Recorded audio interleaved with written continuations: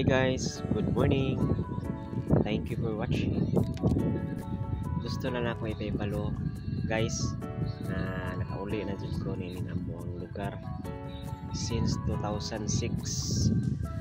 Karon pa jud ko nakauli aning among lugar guys.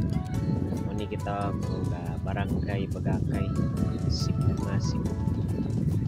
Mga dako na kay kausaban ang barangay diri sa una.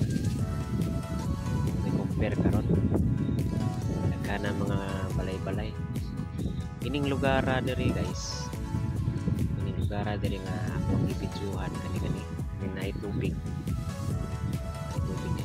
diha among balay sa una. Abot sa mga bagyo udit sa batong mga bagyo naanod akong balay, naabot sa dagat yan nahimong kanal ang lugar. Ni kanindot ng among lugar na guys kay lapit ni sa baybay usog ang hangin nya wajoy lamok naginomdom pa jud ko guys kani nga talisay magsakasaka ko ani sa una kita kani mo din ni gitawag aroma nga kahoy guys, tulokon ni siya nga kahoy. By the way guys, kini day nga sayo sa kabuntagon di ay ang mga tao dire manugat siya sa mga kuan, sa mga mangingisda dinhi guys. Mao mo ari sila diri mo palit tungod kay makasip manggo siya gamay kay barato ra ang isda.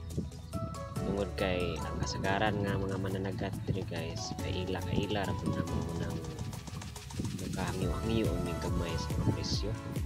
Compare nimo sa adto na jud sa merkado or market, mahal kayo ang isda dito. Una ang mga pangita po sa mga tao guys, mga dabasira. Dinahimi sa una nagbalay guys, di po na makaya kasi pindot kayo ang mga lugar guys.